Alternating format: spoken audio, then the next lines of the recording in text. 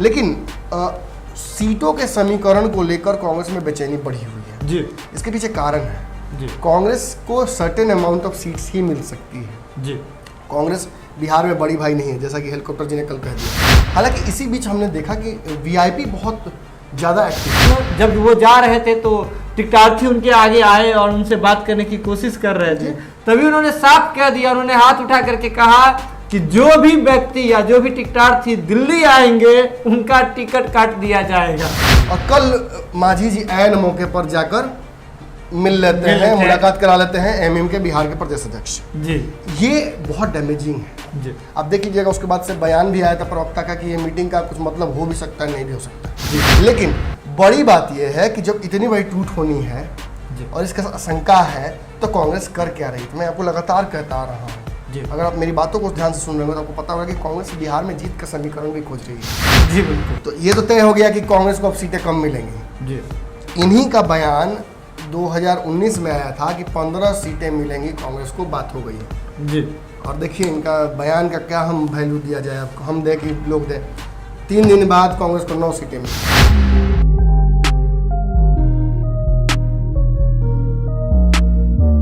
नमस्कार, भारत लाइव देख रहे हैं आप। तो आप जो है चाय जो पी रहे हैं उसके कप को जोर से पकड़ लीजिए, क्योंकि बिहार की राजनीति में भी चाय का जो दौर है वो लगातार चलता रहता है। पिछली बार भी एक नेता आए थे, एक बड़े नेता आए थे, किसी पार्टी के आपको प्रभारी हैं, वो भी आए थे बिहार और चाय पीने की, वो बिहारी चाय पीने की कोशिश में थे। बाहर से हैं, बिहार के बाहर से हैं, बिहारी चाय पीने की कोशिश में थे, लेकिन उस वक्त चाय जो है फीकी पड़ गई थी।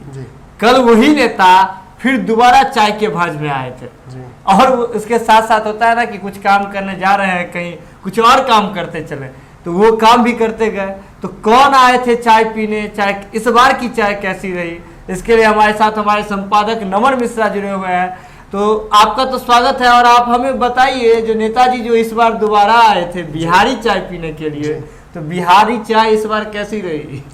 देखिए सही बात है, कांग्रेस बिहार में लगातार प्रयास कर रही है कि वो एक ऐसी कंफर्टेबल सिचुएशन में पहुंच जाए जहां से उसकी पार्टी में टूट भी ना हो जी। और पार्टी 2015 वाले रिजल्ट को रिपीट भी कर दे जी। देखिए बाकी सभी दलों के लिए बहुत मुश्किल नहीं है, लेकिन कांग्रेस के लिए मुश्किल है, क्योंकि कांग्रेस पिछली बार जिस समीकरण में थी उस समीकरण में लालू और नीतीश दोनों के वोट बैंक का उसे फायदा मिला था जी। अब देखिए लालू यादव को कहिएगा कि आपको नीतीश का फायदा हुआ था तो वो कहेंगे नहीं मेरा वोट बैंक है जी। नीतीश को कहिए कि लालू का फायदा हुआ तो कहेंगे नहीं भाई मेरा वोट बैंक है। लेकिन कांग्रेस इस स्थिति में नहीं, वो कह सकती है कि इन दोनों का वोट बैंक का उसे फायदा नहीं मिला था जी। क्योंकि कांग्रेस को सत्ता प्राप्त किए हुए भी काफी समय हो गया था जी। लेकिन हाँ, कांग्रेस वापसी करने के बाद काफी अच्छे कलेवर में है। कांग्रेस ने एक अच्छा इंफ्रास्ट्रक्चर अपना बनाया है। सदाकत आश्रम में जो कार्यक्रम की लिस्ट देखते हैं हम, काफी एक्टिव हो गई है कांग्रेस। आज भी कांग्रेस ने एक अच्छा पहल किया, लेकिन सीटों के समीकरण को लेकर कांग्रेस में बेचैनी बढ़ी हुई है जी। इसके पीछे कारण है कांग्रेस को सर्टेन अमाउंट ऑफ सीट्स ही मिल सकती है जी। कांग्रेस बिहार में बड़ी भाई नहीं है, जैसा कि हेलीकॉप्टर जी ने कल कह दिया था जी। बिल्कुल। तो ये तो तय हो गया कि कांग्रेस को अब सीटें कम मिलेंगी जी। इन्हीं का बयान 2019 में आया था कि 15 सीटें मिलेंगी कांग्रेस को, बात हो गई है जी। और देखिए इनका बयान का क्या हम वैल्यू दिया जाए आपको, हम दें कि लोग दें। 3 दिन बाद कांग्रेस को 9 सीटें मिली जी। जब ये कंफर्म कर दिया कि 15 मिल गया, बात हो गई है, उसके बाद 9 मिला, तो अब ये जो चीज़ कह रहे हैं उस पर विश्वास करना मेरे लिए थोड़ा मुश्किल हो जाता है। ये तो कुछ भी कह देते हैं, कुछ भी कह देते हैं। जदयू के लोग टच में रहते हैं, रामविलास पासवान फोन कर देते हैं इनको जुड़ने के लिए महागठबंधन में रात को 10 बजे। हाँ 10 बजे के बाद फोन करते हैं, जो कि संभव नहीं है क्योंकि सो जाते हैं 10 बजे। लेकिन खैर इन सभी चीज़ों से, और ये मजाक से अलग मैं बता दूँ आपको कि कांग्रेस बिहार को लेकर बहुत चिंतित है जी। आपको पता होगा कि कांग्रेस की जब डूबी है तो वो बिहार में ही डूबी है जी। और कांग्रेस जब उभरी है तब बिहार से ही उभरी है। जेपी ने बिहार में डुबाया तो इंदिरा गांधी हाथी पर चढ़कर वापसी की थी, लेकिन आपको बता दें कि बिहार में इस बार कांग्रेस के खासतौर पे विधायकों के लिए बड़ा अलग तरीके का समीकरण बन गया है जी। जहां नीतीश कुमार कुछ विधायकों को अपने पाले में करेंगे, ये तय है जी। 4 हो या 14 हो, ये तय है कि उनमें से लोगों कई विधायकों को जो पिछली बार 2015 में लड़े थे कांग्रेस के टिकट पर, वो कांग्रेस के टिकट पर नहीं लड़ेंगे जी। नाम मत पूछवाइएगा, अभी नाम अभी आगे चल के खोलेंगे इनका नाम एक सीरीज चलेगा लंबा हमारा। उसमें दर्शकों से भी मुखातिब होंगे, दर्शक भी समझेंगे कि आखिर किसकी बात हो रही है जी। लेकिन बड़ी बात यह है कि जब इतनी बड़ी टूट होनी है और इसका आशंका है तो कांग्रेस कर क्या रही है। तो मैं आपको लगातार कहता आ रहा हूँ, अगर आप मेरी बातों को ध्यान से सुन रहे हो तो आपको पता होगा कि कांग्रेस बिहार में जीत का समीकरण भी खोज रही है जी। इसी के तहत शक्ति सिंह गोहिल का लगातार दौरा बिहार हो रहा है जी। आज जो दौरा था वो प्रस्तावित तो दूसरे तरीके से था जी। अगर कहा गया था कि मांझी जी जिस तरह से कल मुलाकात की है, मांझी जी अपने पैर पर कुल्हाड़ी मारते रहते हैं, ये उनका टैलेंट है जी। कल भी आज प्रस्तावित था उनका रैली माफ कीजिए, आज उनका कार्यक्रम प्रस्तावित था शक्ति सिंह गोहिल का और कल मांझी जी ऐन मौके पर जाकर मिल लेते हैं, मुलाकात करा लेते हैं एमएम के बिहार के प्रदेश अध्यक्ष जी। ये बहुत डैमेजिंग है जी। आप देख लीजिएगा उसके बाद से बयान भी आया था प्रवक्ता का कि ये मीटिंग का कुछ मतलब हो भी सकता है नहीं भी हो सकता। ये कौन सा बयान हुआ जी। हो भी सकता है नहीं भी हो सकता है जी। दानिश रिजवान बहुत मजे हुए खिलाड़ी हैं हमारी पत्रकारिता बिरादरी से आते हैं और पॉलिटिशियन बने हैं, उनको बधाई तो है, लेकिन स्मार्ट आदमी है, गेम बहुत अच्छा से खेलते हैं। जब आप कहिए कि वो महागठबंधन में नहीं तो वो कहते हैं कि महागठबंधन में हम है, अगर आप उनसे बोलिए कि महागठबंधन तो कहते हैं कि नहीं महागठबंधन में नहीं है। अब देखिए दोनों बात वो कर रहे हैं। कल उन्होंने ये भी कह दिया कि एमएम से मुलाकात हुई है हमारी गैर राजनीतिक मुलाकात थी, लेकिन ये भी कह रहे हैं कि राजनीति में कुछ भी हो सकता है। देखिए कल हमने एक खबर चलाई थी, इसमें हमने स्पष्ट कर दिया था कि ये मुलाकात किसी और मुलाकात का प्रतिफल था जी। जो बयान आया था तथाकथित हेलीकॉप्टर जी के द्वारा, उसके बाद जो परिस्थितियां बदली थी और ये बात मांझी जी को समझ में आ गई कि कांग्रेस भी हथियार डाल दी है राजद के समक्ष, तो ये स्पष्ट हो गया कि अब मांझी जी की पैरोकारी कोई करेगा नहीं जी। बिल्कुल शक्ति सिंह गोहिल को पिछली बार चाय खींच ली गई थी, उम्मीद थी कि आज शक्ति सिंह गोहिल से जाकर मिलेंगे मांझी जी से, लेकिन हमारी जानकारी के मुताबिक अभी तक ऐसी कोई मुलाकात आज नहीं हुई है। आज भी पूरे दिन मांझी जी अपने ही कार्यक्रमों में व्यस्त रहे और आवास पर ही रहे, इस इंतजार में कि कहीं शक्ति सिंह गोहिल जाएंगे तो इस बार ग्रीन टी भी पिलाएंगे, कॉफी भी पिलाएंगे और सब में नमक और चाय टेस्ट कर करके पिलाएंगे, लेकिन अनफॉर्चुनेटली ये नहीं हुआ। हालांकि इसी बीच हमने देखा कि वीआईपी बहुत ज़्यादा एक्टिव थी। एक खबर वीआईपी के एक नेता, छोटे नेता हैं, उनके माध्यम से सुबह में ही मुझे मिल गई थी। उन्होंने अपने प्रोफाइल पर लिख दिया था ये बात, और ये बात जाननी चाहिए हमारे दर्शकों को भी। मुकेश सहनी जी ने लिखी थी। नहीं, मुकेश सहनी ने लिखा था। उनके पार्टी के एक नेता हैं, उन्होंने ये बात लिखी थी। वो छोटे नेता हैं, पार्टी में कोई बहुत बड़ी पद नहीं उनकी, लेकिन उन्होंने लिखा था कि बिहार महागठबंधन के लिए आज का दिन बड़ा महत्वपूर्ण होने जा रहा है। आपसे बता दें कि बिहार चुनाव के मद्देनजर महागठबंधन के नेताओं की लगातार बिहारी शक्ति सिंह गोहिल से मुलाकात होगी। इस दौरान तेजस्वी यादव भी इस बैठक में मौजूद रह सकते हैं जी। हालांकि ऐसी कोई खबर हमें नहीं है जी। इसके आगे वो लिखते हैं कि मेरी जानकारी के मुताबिक हम प्रमुख जीतन राम मांझी शक्ति सिंह गोहिल से बातचीत भी कर सकते हैं जी। ऐसी भी कोई जानकारी हमें नहीं मिली है जी। हालांकि वो तो चले गए हैं, आपने आप ही ने कंफर्म किया कि वो आए और वो मीटिंग करके कांग्रेस में वो वापस चले गए। आप कांग्रेस में ही मौजूद थे उस समय जी।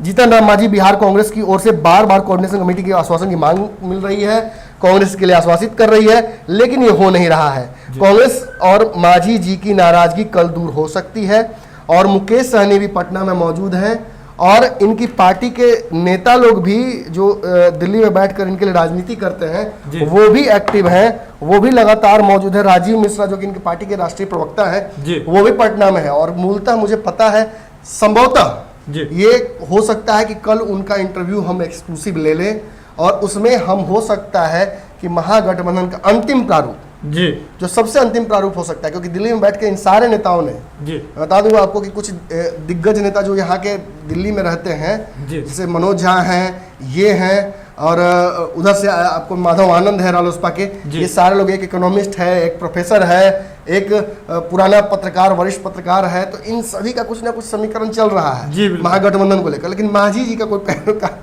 करने वाला दिल्ली में अभी फिलहाल नहीं मिल रहा है और ये घातक हो सकता है मांझी जी के लिए। लेकिन हमारा फोकस जो है वो मांझी जी पर नहीं है आज। मांझी जी इस पूरी कहानी में है ही नहीं आज की कहानी में। शक्ति सिंह गोहिल बिहार कांग्रेस की इस मीटिंग में जब बैठे और निकलने के बाद जो आपने सुन लिया, जो कि सुनना आपको नहीं चाहिए था लेकिन आपने सुन लिया, इसी पर सारा हमारा आज का वीडियो और विश्लेषण आधारित है।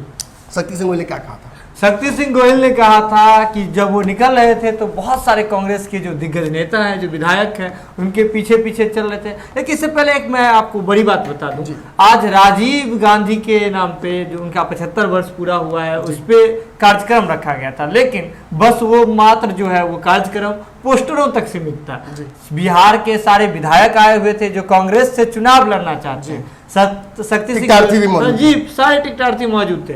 और जो एक बड़ी बात हुई है कि कांग्रेस में शक्ति सिंह गोहिल जो है, जितने भी टिकटार्थी आए हुए थे जो संभावित हैं या जो उनसे मिलना चाह रहे थे, 1 बाय 1 करके मिले हैं। पर्ची पे नाम लिखिए और वो प्रक्रिया है कांग्रेस जी, और सबको पर्सनल टाइम मिला है। लेकिन जब वो जा रहे थे तो टिकटार्थी उनके आगे आए और उनसे बात करने की कोशिश कर रहे थे, तभी उन्होंने साफ कह दिया, उन्होंने हाथ उठा करके कहा कि जो भी व्यक्ति या जो भी टिकटार्थी दिल्ली आएंगे उनका टिकट काट दिया जाएगा। अब देखिए इसके पीछे जो कहानी है वो मैं बता दूं आपको एग्जैक्टली ये बातें कैसे आ रही। हमने कुछ दिनों पहले जब कहा था कि टिकटें कहाँ मिलेंगी, जी सीरीज हमने चलाई थी जी, और हमने ये बात स्पष्ट कर दी थी कि जो दिल्ली वाले नेताजी हैं हेलीकॉप्टर वाले बिहार के, ये दिल्ली के मार्फत से बहुत सारे बयान और दावे कर देते थे जी, और वो दावे अक्सर खोखले और बेदावे निकलते थे। लेकिन इस बार इन्होंने जो दावा कुछ किया जी, एक तो जो इन्होंने कर दिया कि पासवान आना चाहते हैं महागठबंधन जी में, बिल्कुल, और दूसरा दावा इन्होंने कर दिया कि जदयू के विधायक हमारे संपर्क में। इन दोनों दावों की वजह से शक्ति सिंह गोहिल को माफी मांगनी पड़ी थी, याद है? जी जी, उन्होंने कह दिया था कि ऐसा कोई दावा हमारे पास ऐसी कोई कॉल नहीं आई है जी, और इसकी वजह से कांग्रेस को फजीहत हुई है जी, और कहा जा रहा है कि लाइव वीडियो कॉन्फ्रेंसिंग में इन्होंने ही, जो नेताजी हैं, इन्होंने ही राहुल गांधी को यह कह दिया था कि आपकी स्थिरता की वजह से हम लोग बिहार में ग्रो नहीं कर पाते। इन्होंने कह दिया था और इसकी वजह से राहुल गांधी भी काफ़ी खफा हो गए थे जी, कि जब पूरा फुल हैंड दिया गया है, आप जैसे डिसीजन लेना चाहते हैं ले सकते हैं, आपको कार्यकारी अध्यक्ष बनाया गया है, आप अध्यक्ष के माध्यम से हमें बातें पहुंचवा सकते हैं। मदन मोहन झा ऐसे व्यक्ति हैं नहीं कि वो किसी की बात को रख ले अपने तक ही सीमित, वो आला कमान बेस्ड नेता है, वो समझते हैं कांग्रेस के जो संस्कार है, जो नीति है, उसको समझते हैं कि हर बात वहां पहुंचाना और वहां से अप्रूवल लेकर ही करना जरूरी होता है। आखिर कांग्रेस का जो संस्कार है उन्हें विरासत में मिली जी, और इस वजह से अब इन एक्सपोज हो गए हैं ये जी, अब इनके ऊपर विश्वास बहुत रह नहीं गया है। तो दिल्ली में इनकी चलती थी, पिछले चुनाव में मेरे सामने मैंने देखा था कि किस तरह से टिकटों का जो समीकरण अंतिम समय पे बना था कांग्रेस का, और न्यूज चैनलों पर खबर चली थी, उसके तुरंत बाद आधे घंटे बाद कई लोगों के टिकट कटे और कई लोगों के टिकट में नाम बदले स्थानों पर कांग्रेस के। इनका भी नाम, जहां पहले किसी और का नाम चल रहा था, खबर में नाम जो चला शुरुआती रुझान में, टिकट जब फाइनल 2015 में, तो तरारी से चला था मनोज उपाध्याय का नाम, लेकिन उनका नाम कट के आधे घंटे बाद दिल्ली में इन्होंने अपनी धौस जमाई, नेताओं से अपनी बात की और अपनी वकालत करके तरारी से चुनाव लड़े थे और वहां से इनको हार सामना करना पड़ा था। लेकिन उसके बावजूद पार्टी ने इन पर विश्वास दिखाया, इनको राज्यसभा भेजा और साथ ही साथ बिहार का एक कार्यकारी अध्यक्ष भी नियोजित कर दिया। लेकिन इनको चाहिए पूरा फुल कॉन्फिडेंस, पूरा अधिकार बिहार के अध्यक्ष को हटाकर इनको अध्यक्ष बना देना। लेकिन खैर इनकी अपने एजेंडा, सबकी राजनीति में अपने अपने होते हैं। लेकिन ये जो शक्ति सिंह गोहिल का कहना है, ये साबित करता है कि इनके और शक्ति सिंह गोहिल में संवादहीनता जबरदस्त हो गई है। जी बिल्कुल, शक्ति सिंह गोहिल भी समझ गए हैं कि बिहार की ताकत को बिहार तक ही रखना जरूरी है। अगर इसे दिल्ली में पहुंचा दिया जाएगा तो पावर डिसेंट्रलाइज हो जाता है और उसकी वजह से चुनाव, वैसे तो संगठन में फायदा होता है डिसेंट्रलाइजेशन ऑफ पावर से, लेकिन चुनाव के वक्त अगर लोगों को ये एहसास हो जाए कि नहीं ये नेता नहीं टिकट दे सके, दिल्ली दे देंगे टिकट, तो हर कोई अध्यक्ष को बाईपास करके दिल्ली चला जाएगा। दिल्ली में चुनाव लड़ने वाले टिकटार्थियों की संख्या बढ़ जाएगी और उससे समीकरण बिगड़ेगा बिहार का। बिहार के कार्यकर्ता चुनाव में नजर नहीं आएंगे। आपको वैसे ही पता है कि इस बार वर्चुअल रैली है, वर्चुअल चुनाव है, तो परिस्थितियां ऐसी हैं कि ऑलरेडी लोग कम निकलेंगे और उसमें भी अगर दिल्ली में बैठक लगा रहेगा तो यहाँ कौन झंडा ढोएगा। और यही परिस्थितियां, इसके अलावा और भी समस्या है कि राहुल गांधी का भी समय कीमती बहुत होता है, चुनाव के वक्त उन्हें भी बहुत सारे काम होते हैं और इससे समय बर्बाद ही होता है। तो एक बात तो बिल्कुल अपने सटीक कह दी कि दिल्ली जाने वालों का टिकट तो कटेगा ही कटेगा। इसके अलावा मैं आपको ये भी बता दूं कि कांग्रेस के कुछ सिटिंग विधायकों का टिकट कटना ऑलमोस्ट तय हो गया है। अब सोच रहे होंगे आपकी कांग्रेस एक तरफ चाहती नहीं है कि टूट हो, वहीं दूसरी तरफ कुछ लोगों का टिकट कैसे कटना चाहिए। कांग्रेस तो बिहार में बहुत निरीह हो गई है। तो ये मत समझिएगा, कांग्रेस के पास सबसे बड़ी ताकत जो वो है गठबंधन की ताकत।